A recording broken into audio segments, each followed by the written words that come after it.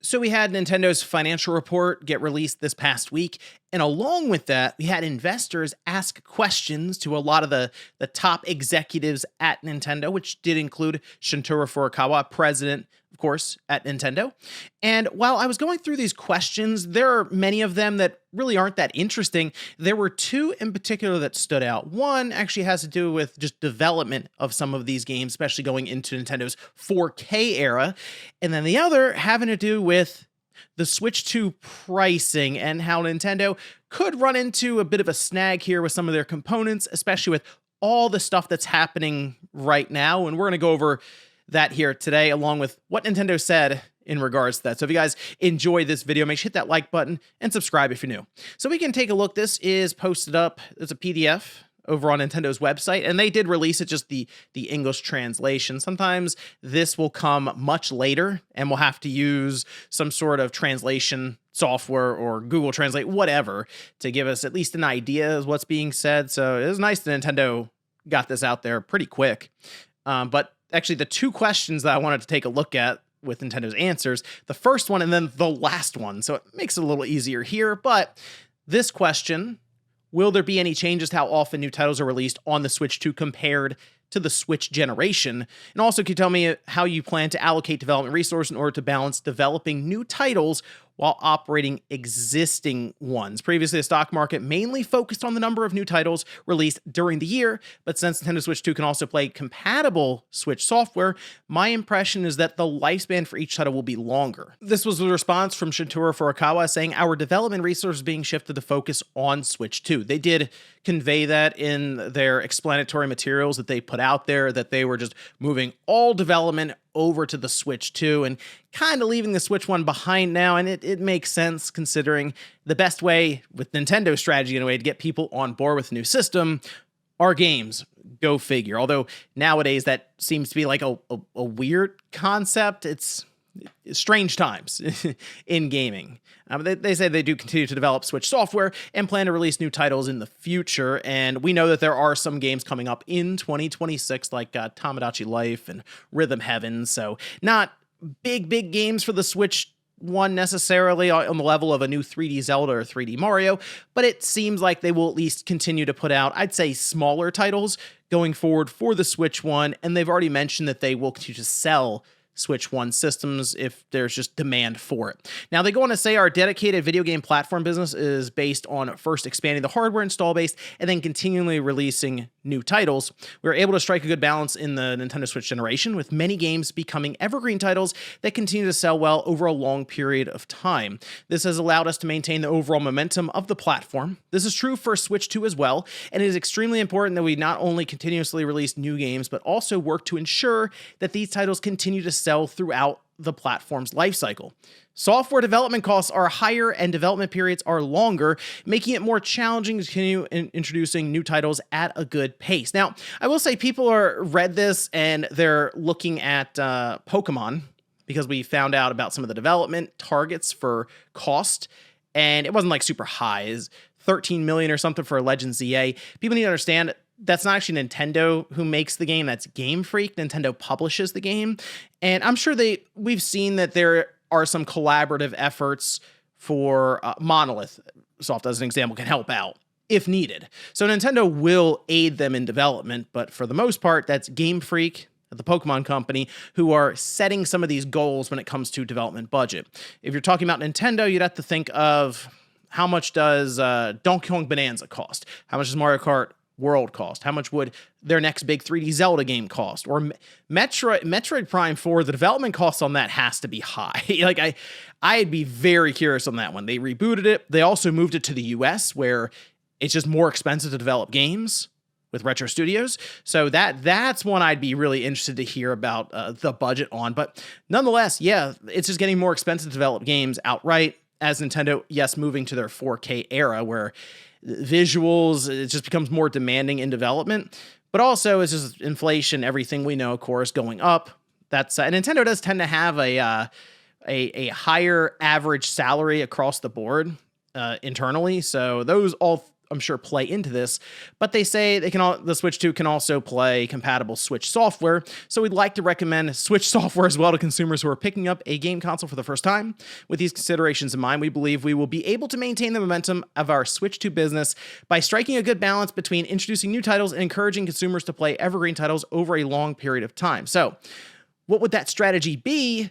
Well, you're already kind of seeing it. The Switch 2 editions, that with Animal Crossing being the latest one that got announced, it's almost treated like a whole new release, sort of. I mean, they put the update out there with content as well that's just free for people who have the game on the Switch 1 or don't really, I guess, care to get the Switch 2 enhancement. But I feel like the people who are really into Animal Crossing are going to spend the $5 if they have a Switch 2 and get the benefits of just a better looking game. And of course, the multiplayer expansion where you can have more people playing, all that stuff. But I also think about some of the free updates that they've done with Switch 2 enhancements, sort of. And those, like Pokemon, like that's a big one, right? When we see Scarlet and Violet get at least an update that made the game better, like it wasn't even really bearable on the Switch 1. It's just a better game now overall on the Switch 2. And that was just an update they pushed. I do feel like they kind of owed it to the customer base there who put up with that game and all of the shortcomings when it came to the technical side. But still, it made the game better. Mario Odyssey was another big one that I was thinking of that made the game better. The Legend of Zelda Link's Awakening, that game got a lot better because it got rid of the stutter. These are ways to have people go back and check out games, especially if they are a new customer for the Switch 2. And we talked about how 18% of people that Nintendo has at least tracked up to this point are just new owners of the Switch family of systems, you could say, with the Switch 2. They didn't have a Switch 1. So all those Switch 1 games are like new to them. And if you have these little update patches here and there that go out, yeah, these titles can continue to be evergreen, even going into a generation more than, well, we can even say 10 years later. You could still see these Switch 1 games just kind of selling off the shelf because it gets a new spotlight on it with a Switch 2 enhancement. Also, I think it'd be great if Nintendo did something in terms of system level where you could have a toggle maybe in the settings that would allow for some sort of upscaling, especially in handheld mode, where we see a 720p image for most of these Switch 1 games through backwards compatibility gets stretched out to the larger screen on the Switch 2, and it can look pretty blurry for certain titles. If they had some way to maybe take advantage of some of the advanced upscaling that they have, especially with the NVIDIA and the collaboration there, that would be really, really cool just to see these games look significantly better, even just a little better in handheld mode, because sometimes, especially if you get the wrong game that gets stretched completely to this larger screen, it can look kind of rough. And then the other question I wanted to point out here, all the way at the bottom, I'd like to verify how the increase in component costs affects the profitability of Nintendo Switch 2 hardware. While the cost of memory modules has been increasing lately, if this trend continues after you have exhausted your current stock of components, what will be the impact? Is there a possibility that the hardware profitability could decline? Furukawa answers, we believe that we'll be able to maintain the current level of profitability for hardware for the time being unless there are significant changes in external factors, such as a shift in tariff assumptions or other unexpected events. While we are aware that the costs of various materials are rising, we also anticipate some areas where cost reduction may be achieved for Nintendo Switch 2 through ongoing mass production efforts. Therefore, currently, we do not expect the recent rise in material costs to greatly impact profitability. We will continue our efforts to maintain the same level of profitability as we currently have. Now, what they're referencing here currently, the investor is asking this question, this is a good question because especially, as of 2 weeks ago or something, prices have gone absolutely stupid around RAM.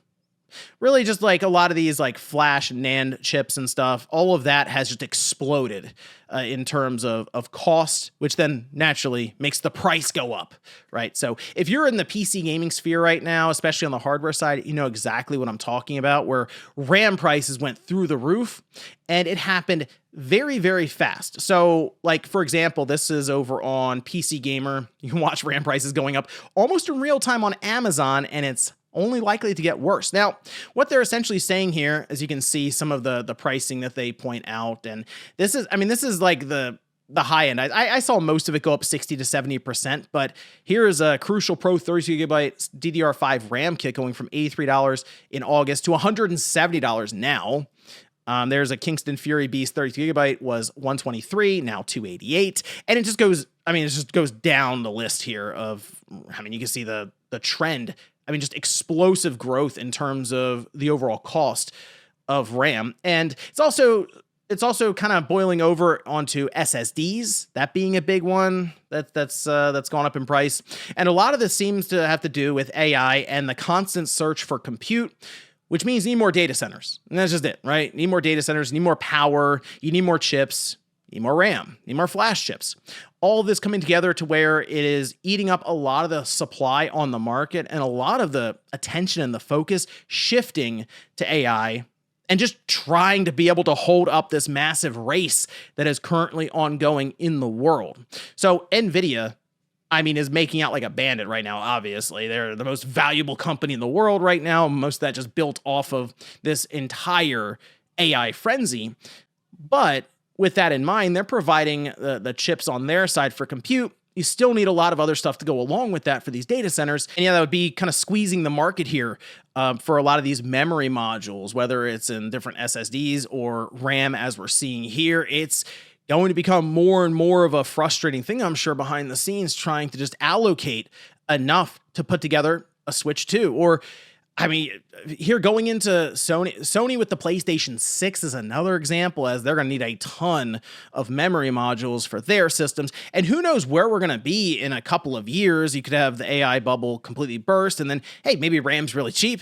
Or you could have it continue to ramp up, and then things just get more and more expensive as we go with just putting these systems together. So Nintendo, they're in this weird spot because they've launched their system now. It seems like they can't make enough of them currently, at least for retailers to keep buying from them, for them to ship these things out.